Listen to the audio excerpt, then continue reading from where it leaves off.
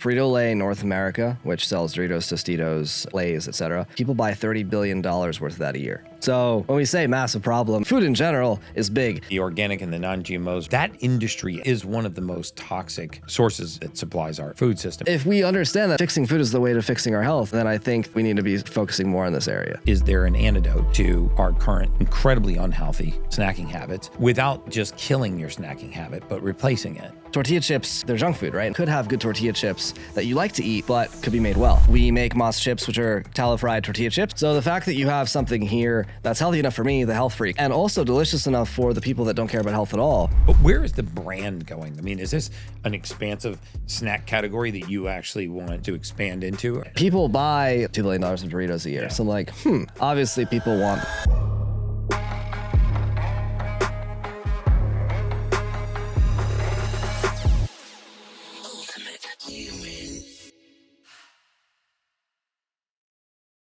Hey guys, welcome back to the Ultimate Human Podcast. I'm your host, human biologist Gary Brecka, where we go down the road of everything anti-aging, biohacking, longevity, and everything in between.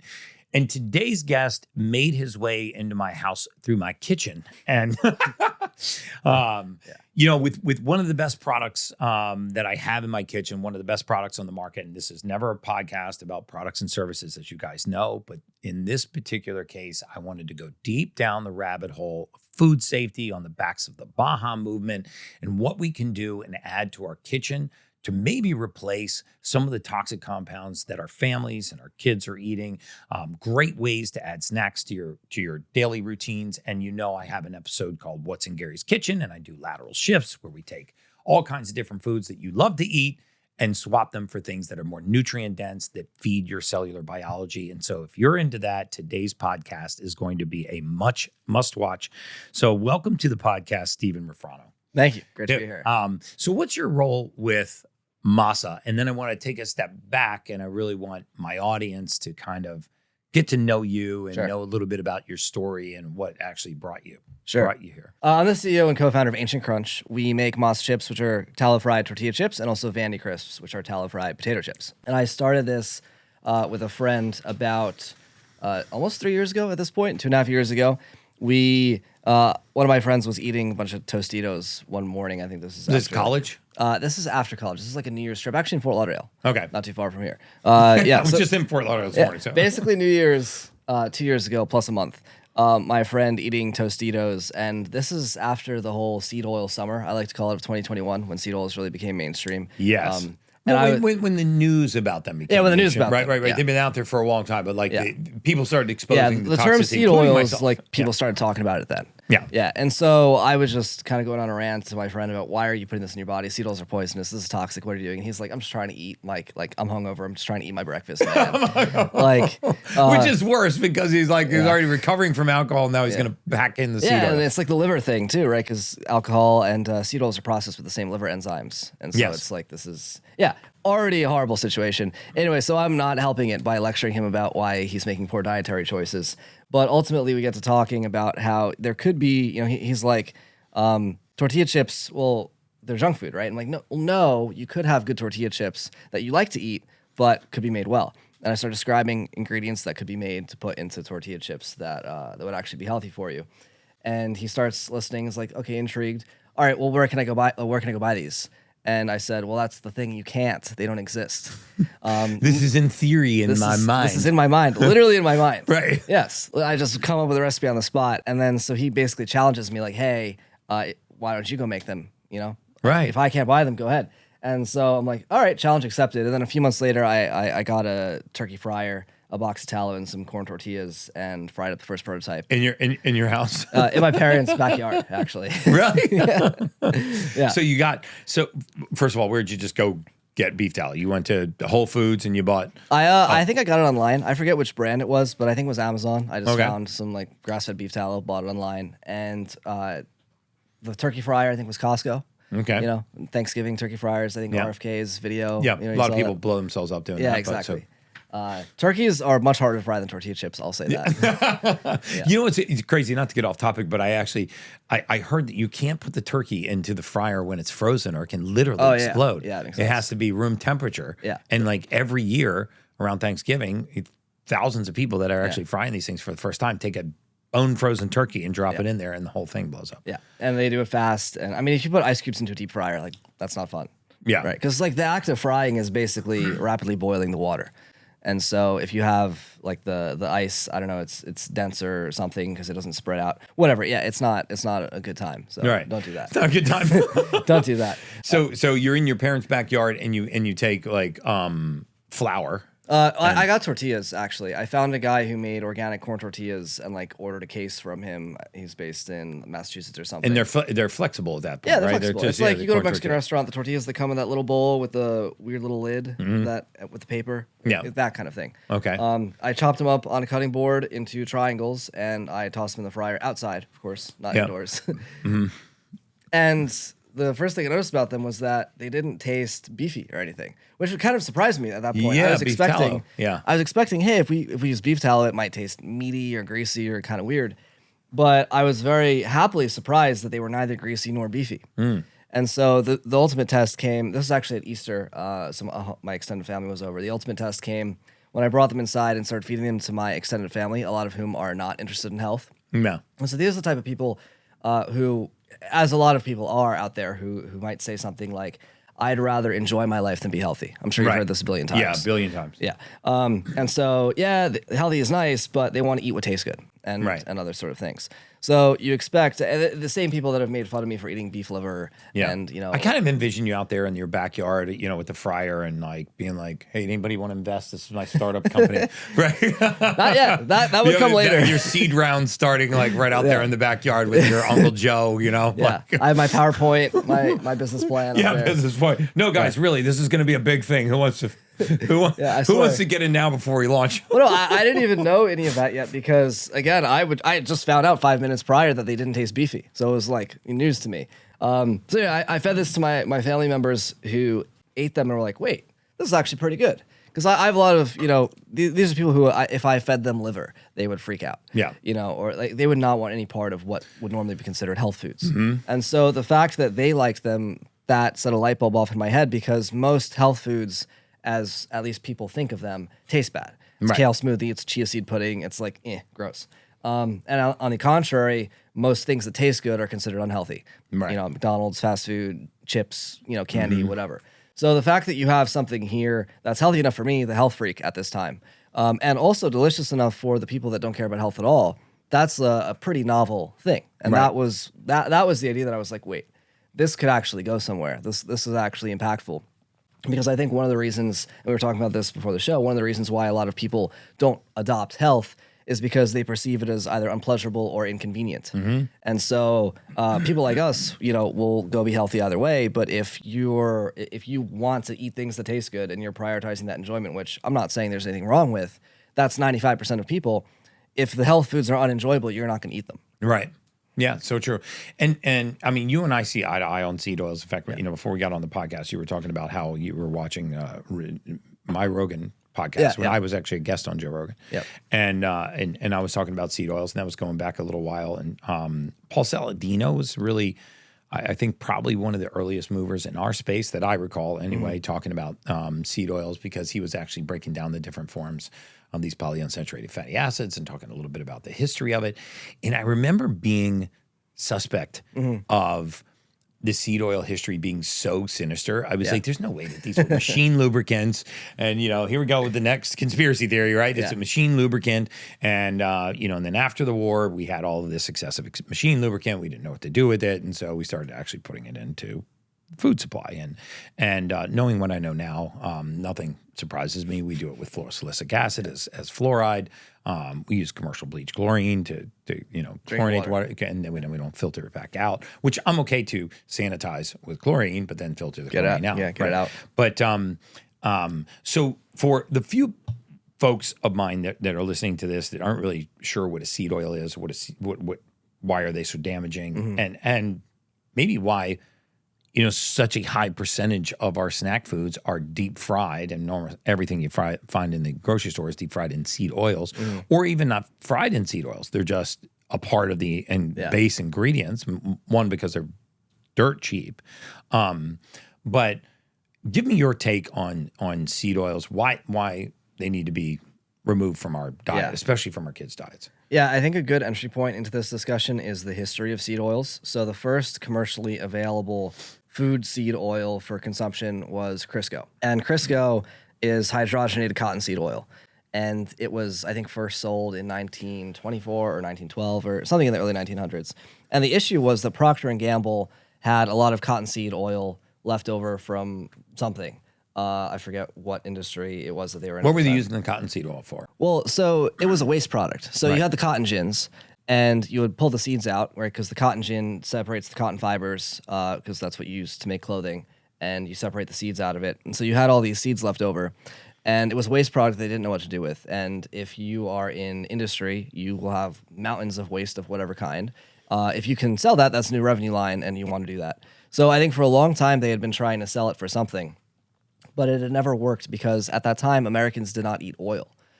Like literally, olive oil wasn't a thing. The Italians hadn't brought it over. They were not, Mediterranean culture hadn't shown up yet.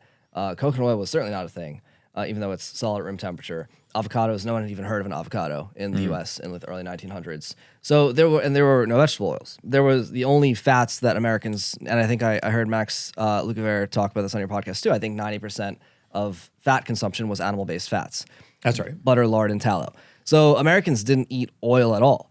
And so, Procter & Gamble was unable to sell a liquid oil product to American consumers.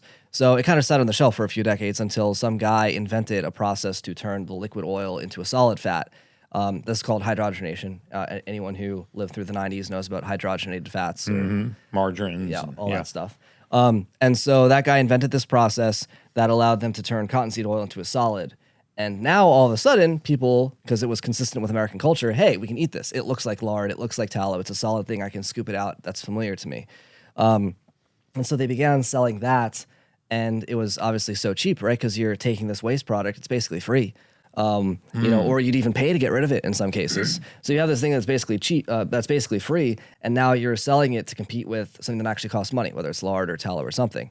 So you can undercut it on everyone else on price, and a lot of their marketing at the time was touting this whole like futurist modernist idea of like develop technology, like instead of that dirty animal fat with those smelly farmers who have pig poop on their boots, eat this thing made by science in a lab with guys in white coats. And that sort of idea, which is kind of the opposite today. Most people think if it's made in the lab, I don't want it. Right. Back then, it really resonated with the American culture, who was like this forward-looking, like scientific, like we want this kind of technology in our lives. So that's kind of how it got started. And then that was a very, very big success for them, obviously because the inputs are so cheap, and ultimately led to them starting to sell liquid seed oils starting in the 50s and beyond. So anyway, all of that's to say that this entire category of products was invented. There was a point in time in history when people did not eat this at all. That's not true about corn. That's not true about wheat. Well, at least in recent memory, people have been eating all these things, butter. They've been drinking water, for example. They've been eating sugar for at least hundreds of years, if not thousands. Seed oils were not eaten in any form or fashion like these types of oils, the industrial processed ones, prior to, say, the early 1900s. Wow. So I think understanding that history makes it a lot easier to understand why we shouldn't really be eating them. Because anyone who understands this idea of like, how we're evolved, right? We talk about we're evolved to get sunlight. You talk about how we're not supposed to be wearing sunglasses outside because we want to get the sunlight in our eyes, and that helps us make the melanin that we need to protect our skin. All these things like live how we're evolved. Same thing with food. No one is evolved to eat seed oils. It's not possible that anyone's evolved to eat seed oils. Right. Yeah. So it's kind of like this shocking, and the last piece I'll say about this, and I've been talking for a minute, is that it went from literally zero, to 25 to 30% of the average American's calories. Wow, a quarter of their calories. Wow. Yeah, or more. And by the way, those types of fats should be 2% or less of your total dietary intake. Exactly. Just as a matter of reference. So if it's 10, 11, 12 times that, there's a whole other cascade of issues. Yeah. And the challenge with a lot of these is that you don't get sick right away. Right? If you ate some of these highly processed foods and, it instantly made you nauseous, that would be its own self-correcting error. The problem is that it makes you chronically ill. Right. And chronically ill is just a moderate rate of suffering over a prolonged period of time. Right. It's not extreme suffering because that would drive you to the ER, the urgent care. And it's just a sort of a low grade. And even worse, extreme suffering would drive you to go sue the person who caused your suffering. Right. And so then, if seed oils were that acutely toxic, then Procter & Gamble will get sued, and then they would stop making them. Yeah, I talk about this all the time, the difference between cumulative dose toxicity and single dose toxicity. Single dose toxicity theorists say, all right, well, the dosage determines the poison. Okay, so, but I always use the analogy, well, nobody got, mercury poisoning from a single piece of tuna fish, right? Yeah. But if you had some mercury in tuna fish and you ate it every single night over a long period of time, you could end up, with mercury toxicity. It wasn't the single dose, it was the cumulative dosage. And I think, the awareness now of the amount of cumulative toxins that are in, the toxic burden, fluoride, chlorine, microplastics, pharmaceuticals, glyphosates, herbicides, insecticides, pesticides, preservatives, that all of these, quote unquote, generally regarded as safe toxins that have safe levels in a single dose accumulate and they like exhaust, right? They back up and they blow the engine. If you know me, you know I'm a huge believer in the benefits of hydrogen water.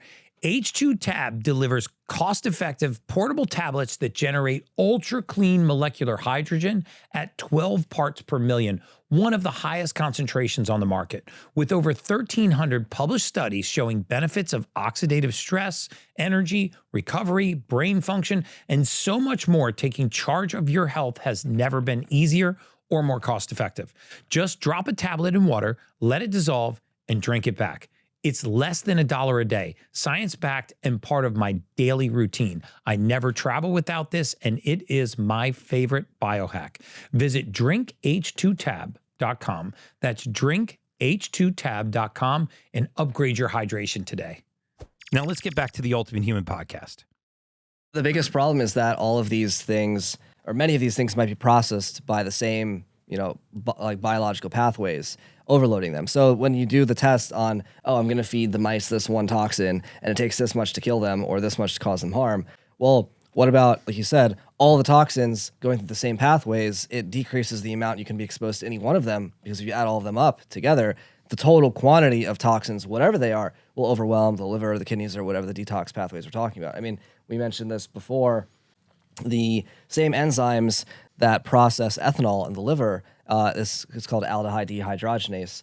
That processes polyunsaturated fats, and which come from seed oils. Right. So it's quite likely that your total dose of both alcohol and seed oils should be lower if you have both than it would be one or the other. Right. And so I think it's there's a pet theory I have. I've not confirmed this, but I'd be interested to hear your take.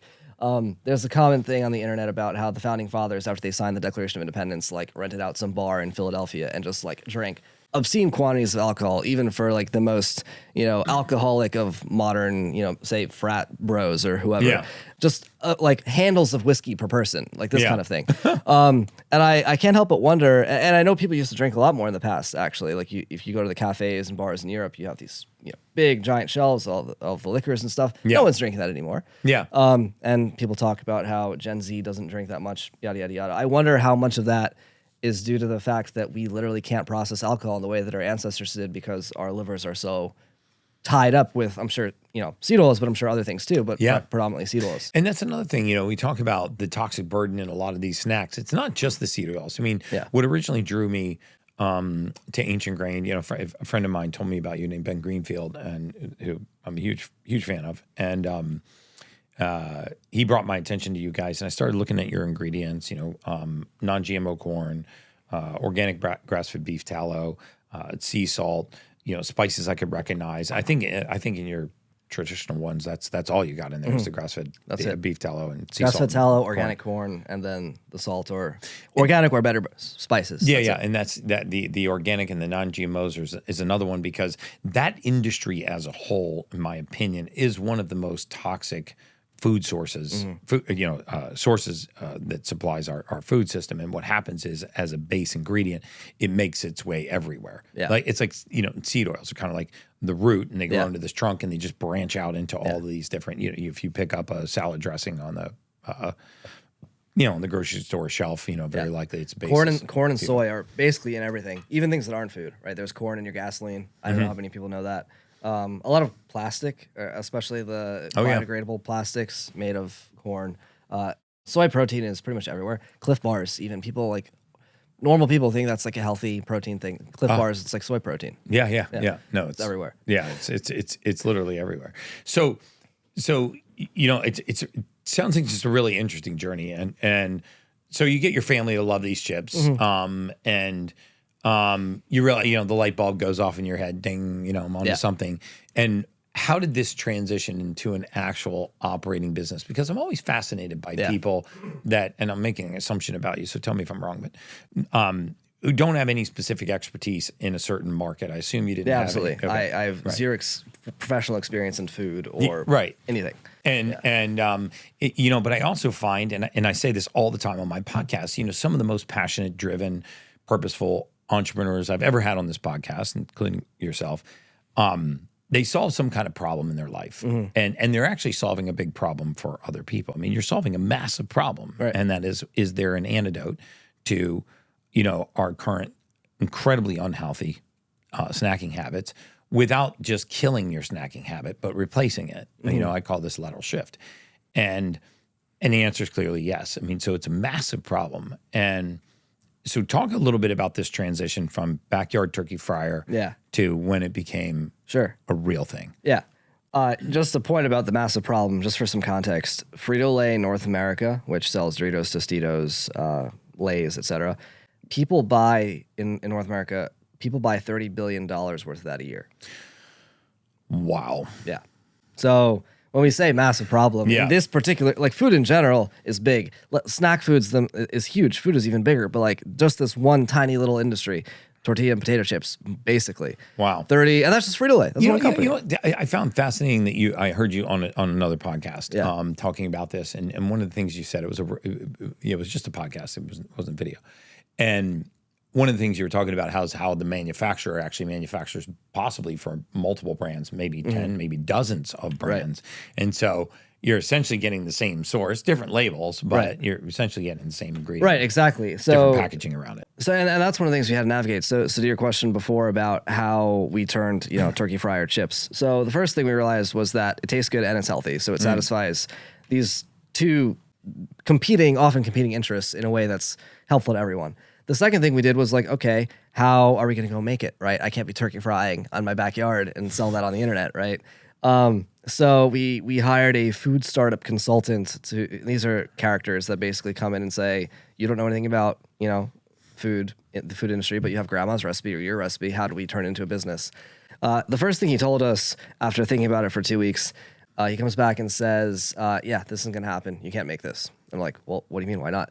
And he said, there are no factories that exist that will make your product in grass-fed beef tallow for you. And I'm like, okay, interesting. So what are we going to have to do? And he said, well, you could use coconut oil or avocado oil if you want to avoid seed oils. But that's pretty much it. If you want to get a factory to make it for you, you have to do one of those two things. And I said no to that pretty quickly because I don't think well, first of all, I don't like the fact that you have to import coconut oil from across the Pacific Ocean. It's just a wasteful thing. It's costly, burns a lot of energy. You have to deforest rainforests. It doesn't seem right to me to sell a product in the U.S. that's heavily dependent upon some ingredient from very far away. Possible, but not ideal to me. Avocado oil also is fraught with issues. That whole industry, 85 or 86% of avocado oil in the market was tested to either be fake or rancid by some people in UC, I think. EWG, I UCSD? think. The Environmental Working Group? No, this is University of California. Okay, study. maybe the EWG, not published, but broadcast this. Yeah. Anyway, avocado oil is the whole issue, and then drug cartels own avocado farms in Mexico. So whatever. I was I maintain that tallow is the best frying fat, not only because it's high in saturated fat, it's not seed oils, it's also nutrient dense, unlike plant fats. So it does have vitamins. It has fat-soluble vitamins in tallow. And the last thing is it doesn't make stuff greasy. I've fried stuff in coconut oil before. It comes out greasy, shiny. It gets on your fingers. I don't know. I don't like that. So tallow is the ideal frying fat. We couldn't get someone to make it for us. Then we were like, okay, crap. So we're gonna have to go make it ourselves. That was the next fundamental realization. And so we thought about like how we're gonna do this. We're gonna rent a commercial kitchen because you have to have a food safe place to make your products. We ended up finding one not too far from, as I said, my parents' house, which is where the prototype was made. So this is where I grew up. So I know the area well. We found a kitchen. We had to go buy a fryer. We had to get people. We had to buy a machine to get the pouches. We had to do all that stuff. And we were like, as we were planning this out, we quickly realized this is going to cost a lot of money. Yeah. This is going to cost a lot of money. I assume you weren't just independently wealthy on your own. No. Okay. No. Still am not. Okay. But such is the life of an entrepreneur, brother. Yes.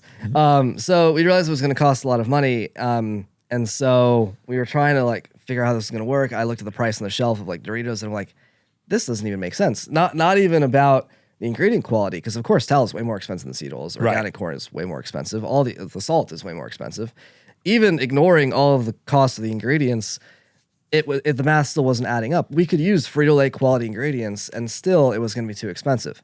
So we figured that we learned more about this. We realized that the reason why Frito-Lay is cheap is not merely because they use bottom barrel ingredients. Frito-Lay, as I mentioned before, this is like people buy $30 billion worth of this a year in the US and Canada. Frito-Lay has 30 factories in the country. 30? That's about one factory for every 2 states. They have a giant factory with like robotic equipment and giant fryers and assembly lines and all that stuff. 30 factories. They have 250 distribution centers. Wow. Around the country, so that's like 5 on average per state. Frito-Lay's facilities. They have, I don't know, tens of thousands of employees. All this stuff. They also have negotiated special deals with grocery stores that allow their products to appear on shelves with a lower markup than other people's products. So, like for example, if I'm on the shelf at Publix or a similar, I'm not naming Publix specifically, but that kind of store. If I'm on a shelf, Publix might take 35 to 45% of the sticker price. Wow. For their margin. For Frito-Lay, they might take 25%. Because Frito-Lay has this massive volume, they negotiate this better deal, yada, yada, yada. So many structural reasons why. Oh, and the last thing, and Frito-Lay's bottom barrel ingredients are not only cheap inherently, they're even cheaper because the government subsidizes them. Right, yeah. AKA your tax soy, dollars. Corn, yeah. AKA the listeners' tax dollars subsidize right. this. So there's a lot of reasons why it's cheap. And so thinking about this, it's like, obviously we're going to have to make this more expensive in order to survive, in particular, to survive without accepting a ton of outside investor money, which we didn't really want to do because we intend to control and own the business for a long time. Yeah. So we realized that the products are going to have to be expensive, which I think all things considered, right? For me personally, if I'm not eating Masa chips, I'm just not going to eat them. Right. They're more filling. I would people. They are actually more filling. Yeah. So are the Vandy chips, by the way. Oh yeah. Like you really can't overeat them. Yeah. Which one of the things I talk about a lot on the podcast is nutrient density. And chips and snacks really shouldn't be the main source of our meal. That shouldn't be the main thing. It's an accessory. And nutrient density is what our GLP-1 responds to. Now we have all of these Ozempic, Wegovy, and Mounjaro, essentially trying to mimic what we already make in our gut. And we make more GLP-1 in response to nutrient density. If you actually look at side-by-side trials with, and Mark Hyman talks about this all the time, side-by-side trials of highly processed diets versus deeply nutritious or whole food diets that have nutrient-dense foods, you'll find that even when they gave the exact same amount of calories, highly processed calories versus nutrient-dense calories, the highly processed group got hungrier more frequently and hungrier faster. Yeah. And so the important point about that is that when you eat satiating nutrient-dense foods, you have less of a tendency to overeat. Right. It's really hard to overeat ribeye. It's hard to overeat avocados. You're not going to sit down and eat 5 avocados. Right. Because they're just too nutrient dense. Right. I feel the same way about these because, they're a lot more nutrient dense and caloric and fat dense than than their counterparts. So you're not going to sit down and eat bags and bags of these. Right. Hi guys, Gary here. I want to take a few minutes of your time to invite you to my Ultimate Human VIP community. This is a private community with front row seats to my most advanced health protocols, exclusive monthly Q&A calls, a private podcast where you can ask my guests and me your most pressing questions, and my own personal wellness blueprints, and everything you need to optimize your health. You'll connect with like-minded folks in this community. You'll get firsthand access to cutting-edge insights and enjoy special discounts on products that I trust the most. And here's the best part. Membership is just $97 a month, a fraction of the cost my private clients pay for the same deep dive guidance. If you're ready to supercharge your wellness and skip the guesswork, I'd love for you to join us. Head to theultimatehuman.com/VIP. That's theultimatehuman.com/VIP right now to become one of my Ultimate Human VIPs. This is your fast pass to better health, so don't miss it. Now let's get back to the Ultimate Human podcast. There's an interesting layer on this, in addition to the vitamin content, because vitamin A, we talked about the nutrient density, but the saturated fat versus seed oil thing is interesting. There's a guy, Dr. Michael Eads, I don't know if you're familiar with him. He talks about, there's a very, very cool study where they took a bunch of kids and they said, hey, like it was a lunchtime, whatever, I think it was a school lunch related study. They said, hey, we're going to feed you kids, we're going to split you into groups and feed you as many calories of a particular meal that you want until you stop eating. And eat as much as you want. We're going to measure how much you ate, and when you're done, we're gonna figure out the calories you consumed. There were a few different groups. They were all variations of a carbohydrate plus a fat, seed oil versus saturated fat, and I think most of the carbs are potato. So basically, we had a baked potato with butter versus like seed oil fried French fries, this kind of combination. And the seed oil plus carb group ate on average 250 to 300 more calories in their meal. Wow. Over in a meal. In a meal. In a single meal. Oh, wow. And their kids and their children in one meal. Wow. Eating several hundred more calories until they were full. And like you said before, who knows? I'm sure they're getting more hungry faster than the kids that ate the saturated fat. And so there's an added layer. And Michael Eads talks about the whole like metabolic reason for this. There's like FADH and NADH ratios involved. It's all very complex. I think you'd really like it. I'll send this to you afterward. Yeah, send it to me. I would really love it. Yeah, it's a very interesting framework of like our cells telling us when to stop eating based on caloric density from fat that's coming in. Nutrient density, caloric density, totally agree. And so you will eat more calories when you're eating seed oils. And obviously people count calories. I'm not a big calorie counting fan myself, but I think it's somewhat helpful for some people.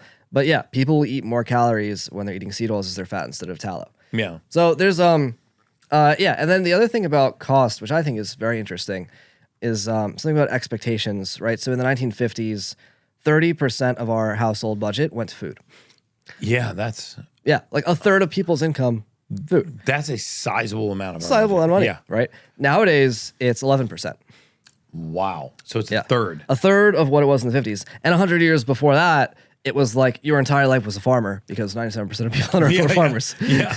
So like you worked to eat. Yeah, you worked to eat. Right. So it was like 100% of your income, basically, or your time or whatever. Equivalent. So over the past like 200 years, we've progressively gone from our entire lives were dedicated to food to now 10% of our income is due to food, and we complain about it. Obviously, financial circumstances are what they are. However, people's diets, like the quality of the food that your dollar purchases, has suffered because of this. Right. And so if we're thinking, if you're of the mindset where like, okay, food actually affects health, if you understand, oh, I'm going to save money on food now, and I'm going to be sick later, and that's going to cost even more money. In addition to the suffering, like what about suffering? Like money is one thing, but like being physically healthy and vibrant is worth more than money, in my opinion.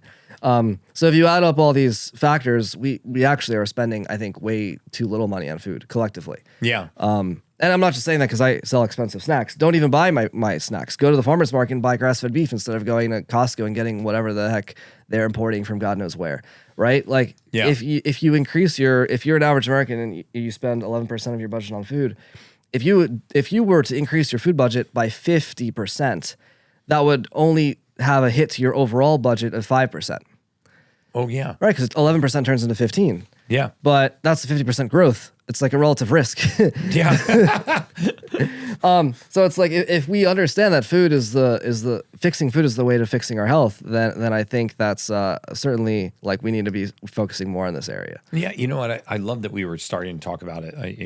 Before the podcast, we were eating lunch, and you talked about constantly pushing the capacity of ancient grain, and I'd love for you to talk about that. How you will, you are eventually looking to get the price point down, and dramatically increase production. I think you told me you're having, 20 people involved in making 2,000 bags, and eventually you'll have 8 people involved in making 10,000 bags. Yeah, it's insane. And that would, that'll eventually, going back to that Frito-Lay discussion. So one of their factories is like a massive automated machine. In contrast, because we didn't have a factory, we couldn't, going back to that story, we couldn't find a factory. We had to do it ourselves. These factories that make these are factories that make everyone's food for them. And so they have, they're 400,000 square feet. They have huge amounts of equipment. 400,000 square feet. Yeah, we know of one. Some people, the guys that are making our potato chip equipment for an upcoming factory that we're building, they have an installation in Pennsylvania, 400,000 square feet. It's like casual, They're casual. Yeah. Massive operations. And so there's like, a dozen, 100, maybe, probably, whatever, 1,000, a very small amount of actual food factories in the country that make the vast majority of packaged foods. Your protein bars, all of them made at the same factory or same handful of factories. Yep, Candies, that's so true. Same handful of factories. Your chips, snacks, cookies, crackers, all of it's same handful of factories. And so when you go to the grocery store and you look at this apparent diversity of options, and you think, oh, wow, we really got all the bases covered. I have 20 different cookies that I can choose from. Right. They're probably coming from like 3 different factories.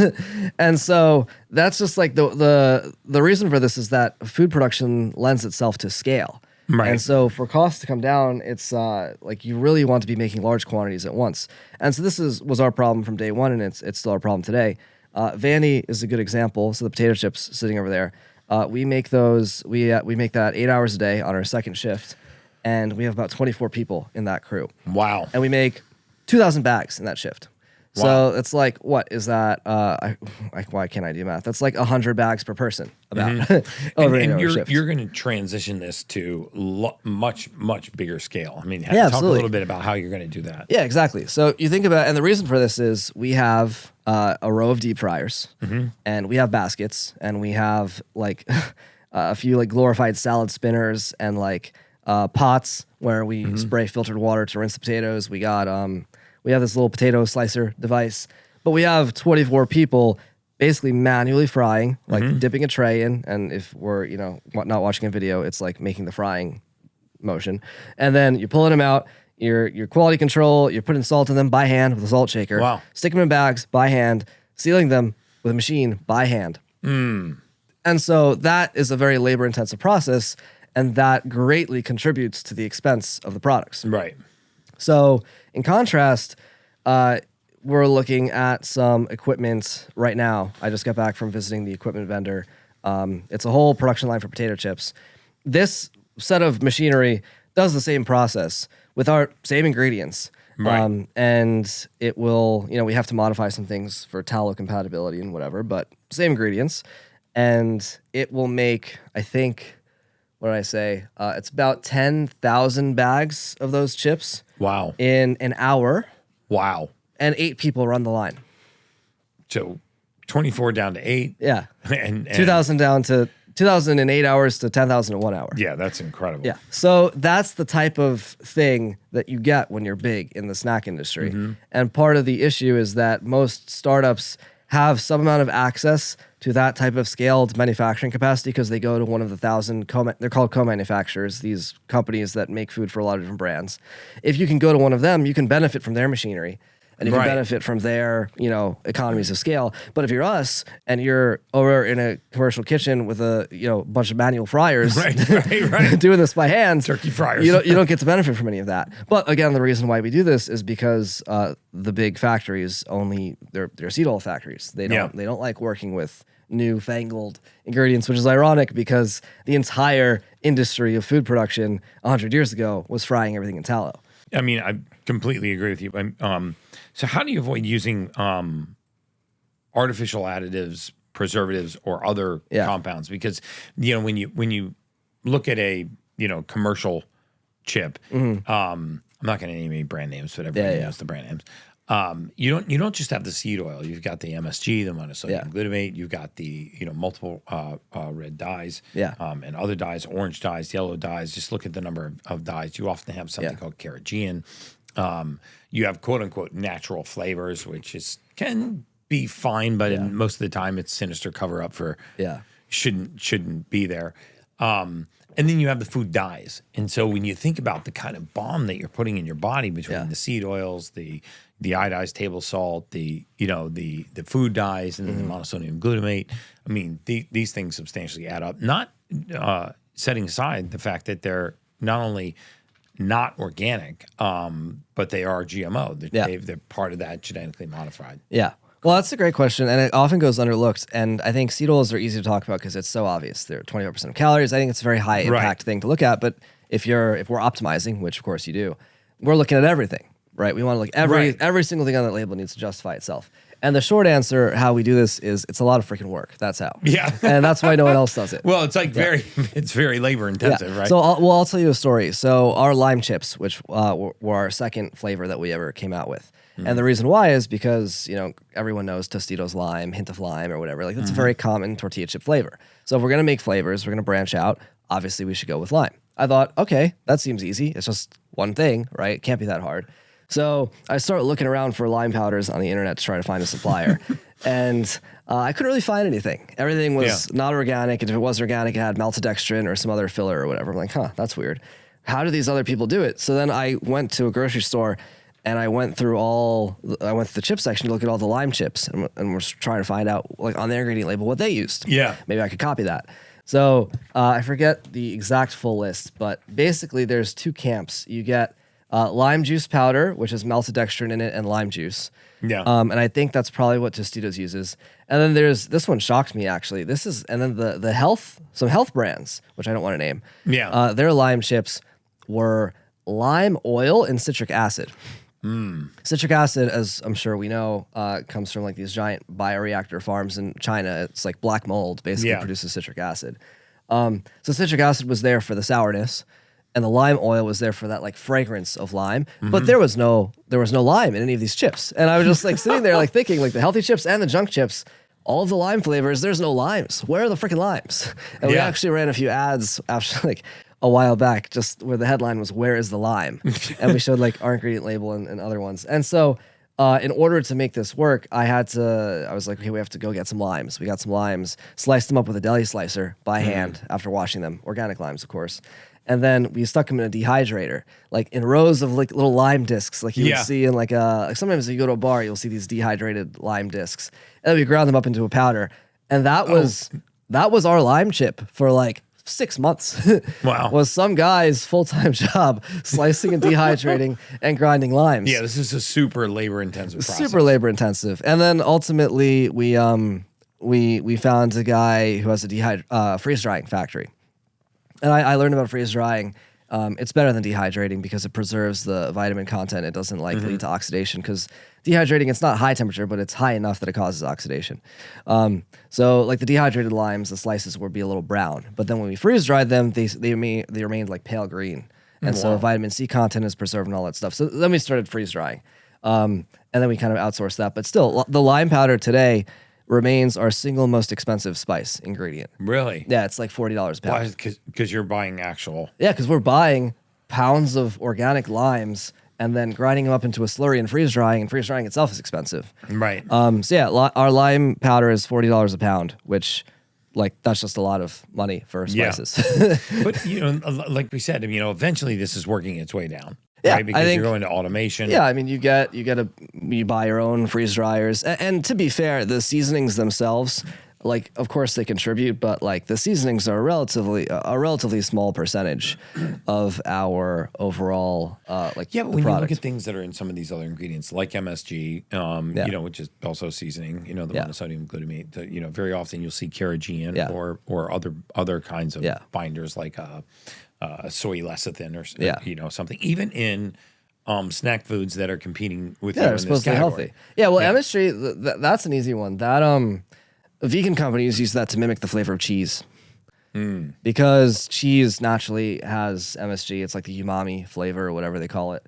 And so you'll have, again, don't want to name names, but you can easily find this if you know, you go to a healthy grocery store.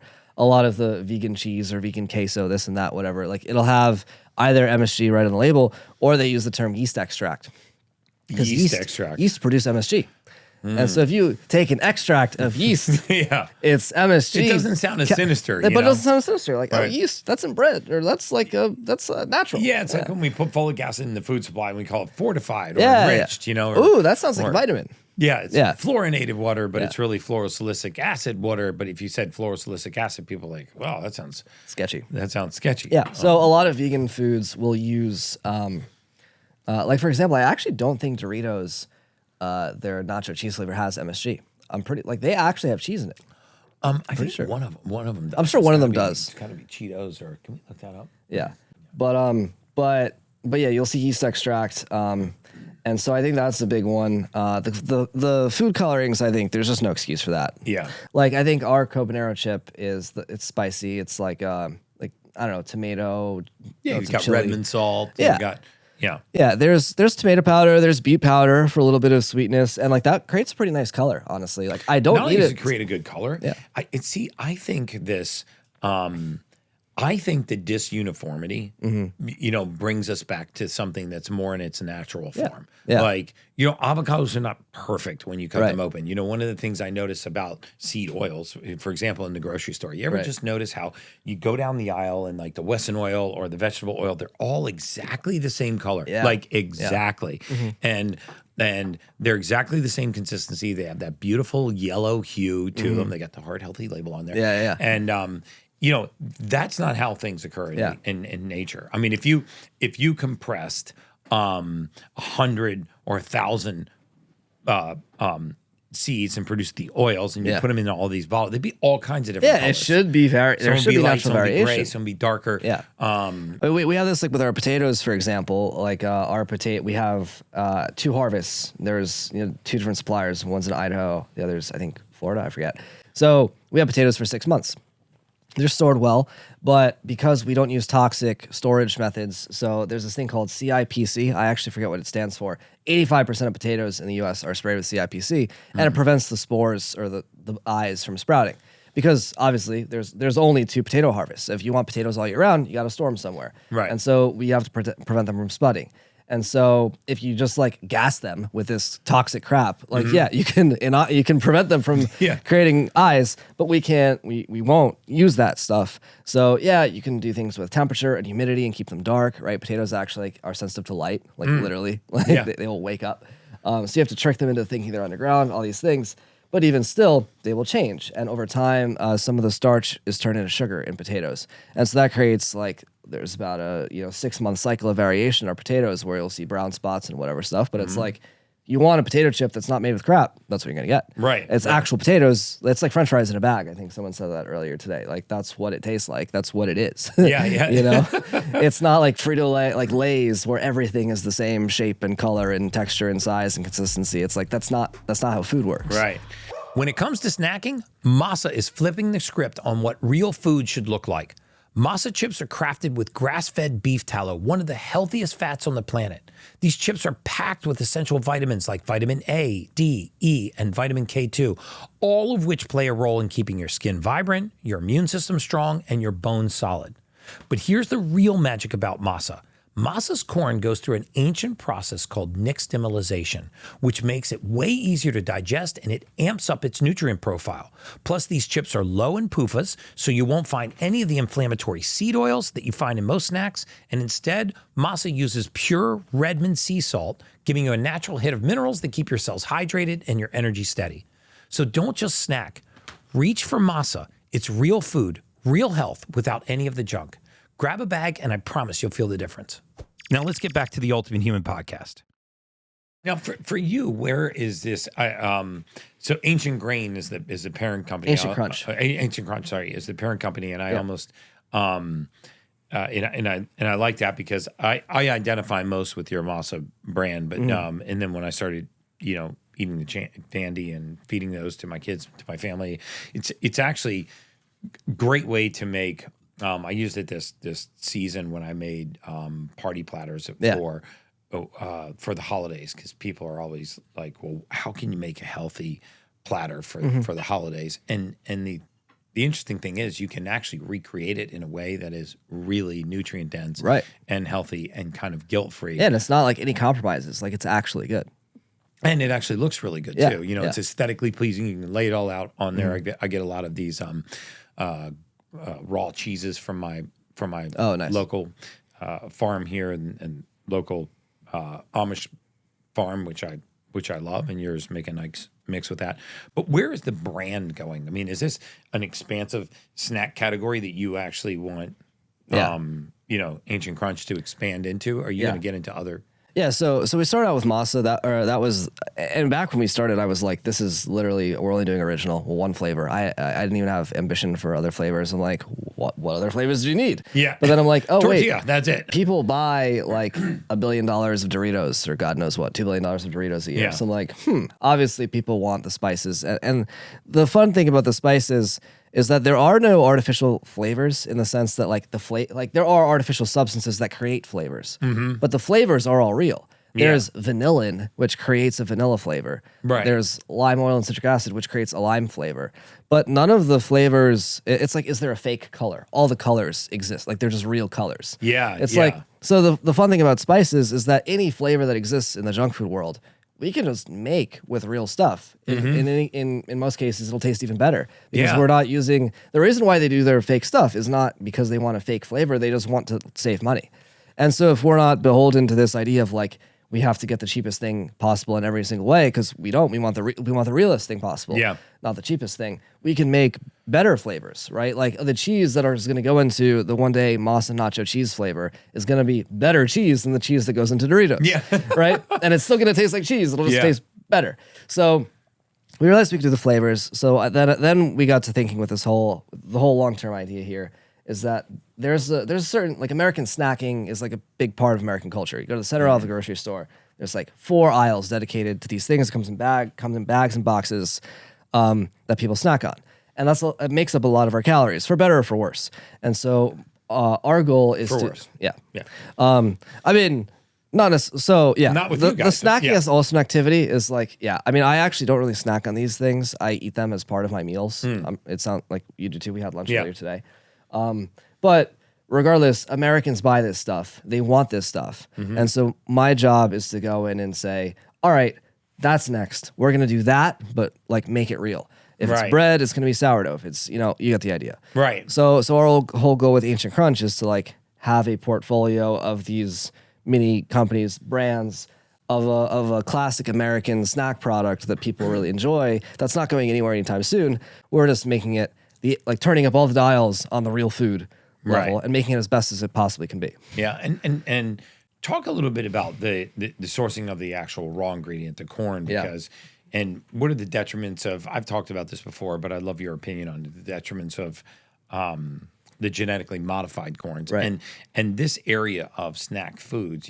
Wheat, soy, corn. Yeah, these are some of the most not only pesticide laden and chemical laden crops, but also the majority, if not all of them, are genetically modified. Right.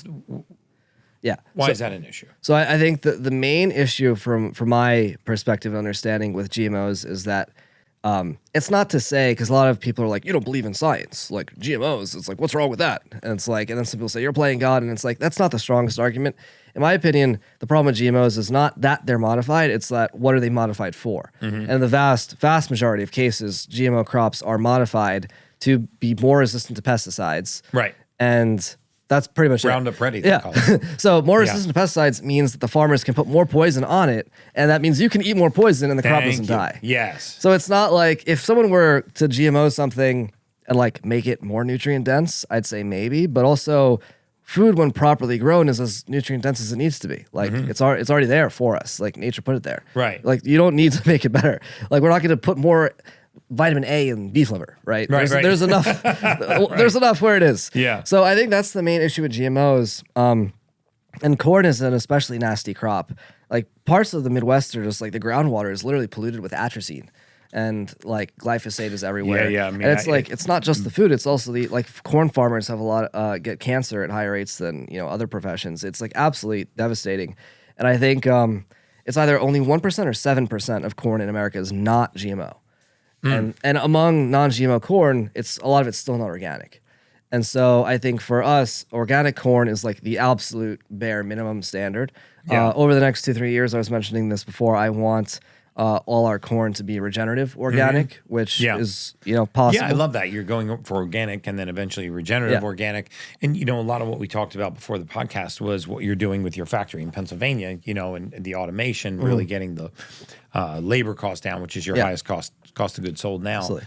And once this happens, do you foresee, price points in your products dropping? Yeah, I mean across the board, and availability increasing because I think the main thing, more. I mean it's kind of supply and demand at this point, right? Like we're really tapped. I think we can make I don't know 100,000 ish approximate bags a month, and we can get a little bit more out of that with our manual methods. However, the real issue is that why are we not on shelf at some big grocery stores? I don't have enough product to put there. Right. So I think that's the real thing is like the more availability is like the laws of supply and demand just kick in. As of right now, it's like, oh, why is it why is this flavor out of stock or whatever? It's like I can barely keep up. I think so today's Friday. It's a high class problem there. Right. Today's Friday, we're making chips that were likely sold, I think, Wednesday. So and we're shipping them today. So it's like a 2-day kind of backlog. So it's like I can't keep up. I mean, I'm trying. That's great though. Yeah. It's amazing to see products and services like this getting back into demand. And I'm a huge fan. My audience is a huge fan. I love that you're on the seed oil bandwagon and the artificial ingredients bandwagon and the non-GMO bandwagon, because you didn't just fix one of the problems, you fixed all the problems. Yeah. And and first of all, and I appreciate you coming on the podcast. I'd like to actually do a follow-up with you as you start to expand, your lines and whatnot. But every guest that I bring onto the podcast, I sort of wind things down by asking them the same question. And there's no right or wrong answer to this question. But what does it mean to you to be an ultimate human? I'd be lying if I said I didn't prepare for this because I was He's listening honest enough. He was like, I was listening to some of your episodes in the car, and I'm like, oh, okay, that one. I actually think I've thought about this before, though. In my head, even when I heard the question for the first time, I was like, I know the answer. My answer. It would be potentiality. So I think organisms are designed to be able to do a certain set of things inherently, and as humans, we can typically stretch the amount of things that we can do. But at the same time, we can also shrink them, right? If you're sick or you have brain fog or you're overweight, that limits, say, your ability to play with your kids or go climb a mountain or go mountain biking or do whatever. If you have brain fog, it limits your ability to read books or play chess or any sort of mental, physical activities, kind of things.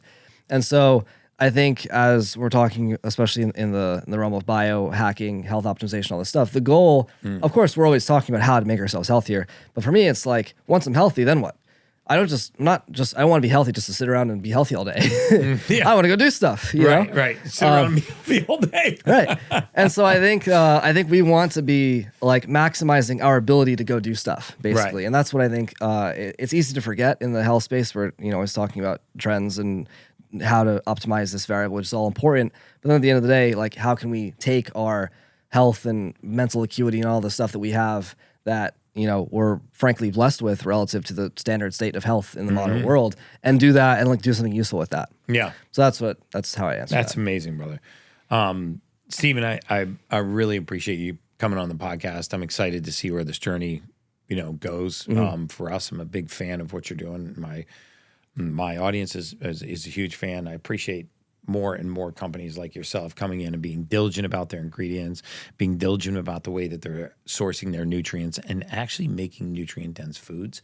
Because what's really, really ironic about what you're doing is you're just circumventing the system and just going back to the basics. I literally invented nothing. Yeah, that's what I mean. You just go back to the basics. Yeah, it's like I am a time traveler from 1940 and I make tortilla chips and potato chips, and here they are, present day humans. Like, Well, brother, thank you so much for coming on the podcast. Thanks for We're going to having have you back again. And until next time, guys, that's just science.